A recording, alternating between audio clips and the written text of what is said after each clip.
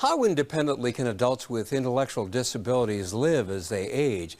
Depends, of course, on the extent of their disabilities, but also on getting the right amount and type of support. Recently, Jay Shefsky visited a group of men living in a single-family home in a suburban neighborhood. Sometimes lives can change by a chance encounter. Like the day after Glenn Amundson moved to suburban Park Ridge and ran into Bill Rogers. And I said, my coffee pot's in a box. Where can we get a cup of coffee around here? And he said, well, I always go to the Thorntons and read the sports page every morning, just like this. Yeah, who won, who lost, I mean, it's the game or whatever. Since then, Bill and Glenn have met here for coffee several times a week for nearly 20 years. And Bill introduced Glenn to his housemates. Bill Rogers lives right down the street.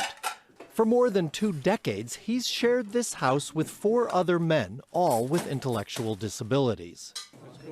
Glenn and his family welcomed the men into their lives, including them in barbecues with friends and taking them to annual Blackhawks games.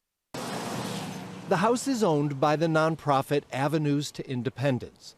Avenues runs 7 residences in the northwest suburbs that house some 75 people. All the other buildings have full-time overnight staff, but not this house. Individuals with Down syndrome and other intellectual disabilities, including autism, have a wide range of capabilities. Bob Okazaki is executive director of Avenues to Independence. For those individuals who have the ability to live more independently, can work, hold a job, that's what this organization is here to help them achieve. The men range in age from 48 to 90, and they were all eager to show me around. Yes, this is my room, and I like to watch my TV in here. Okay. Louis Kaufman is the youngest at 48. He volunteers at the public library, works at an insurance company, and he has excellent taste in television. And when you watch TV, what do you like to watch? Chicago Tonight sometimes, yes. All right, that's great. I'm told that Bill Rogers is so friendly and well known in the area that he's acquired an unofficial title. You say, well, you know everybody. You're like the president or the mayor of Park Ridge. You know everybody. You know all the police. You know everybody. 59 years old, 25 years at Jewel, and with an encyclopedic knowledge of both sports and classic television. That's from the Hawks game, that one sod I got. Bill lived at home till he was 22.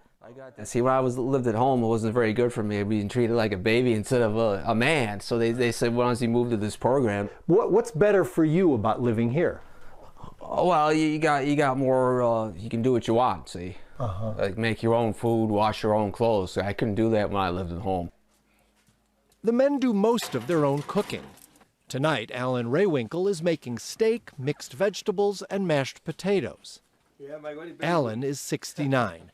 He's retired now, but for 43 years he took public transportation to his job as a mail handler at the downtown Chicago post office.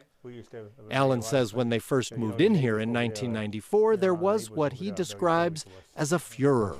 The people that used to live next door to us in that White House, you know, that she moved to the other side of Park Ridge, and she didn't want to be anything to do with us. But others, I'm told, came to embrace their new neighbors, and now they're fixtures on the block. Hey guys, how's it going? Hey, how are you? Good, how are you? 3 days a week, an Avenues staffer comes by for a few hours to help as needed. The idea is to provide just enough support to maximize independence. Alan asked for help with the mashed potatoes. A few of the guys need assistance with cooking. All the guys need some level of help with their financial management. Staff also help them go grocery shopping and just do fun stuff in the community as well. It's clear that the men in this house are like a family. They bicker now and then, but they are devoted to each other, and they're growing old together. George Manassian is 90. For many years, he was a beloved employee at a nearby pizza restaurant. Here you go, George. Not long ago, he moved out of this house and into another building run by Avenues to Independence because of health problems. He still comes by often. George used to share a room with Jim Kearns. Jim seems to be the biggest joker of the group. He has a job cleaning the Avenues to Independence offices, and he loves to fish with his brother. So did you catch this fish? Yeah. No way. How big is this one? Yeah, I say so. That's a big catfish. Happy birthday, dear Jimmy. And today, Jim turns 59. Thank you, boss. After dinner, hockey on TV. Let the Hawks win. And then a surprise visit from Glenn and Laura Amundsen. They're all just the kindest, most genuine people I've ever met. We would have them over to eat quite a bit, have them for cookouts and parties, and they never walked in without dessert. Who pays for all this? What are you, almost 60, right? It's complicated. The men all get Social Security, and one has a pension income. Avenues to Independence covers staff support through fundraising from people in the community like the Amundsens, after whom this house is now named. We've gotten far more out of it than we've ever given, for sure.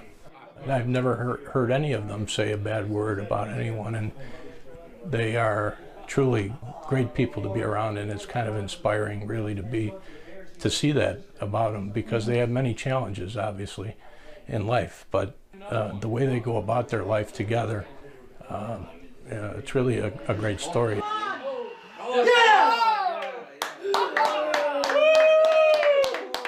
For Chicago Tonight, this is Jay Shefsky. Fifth line?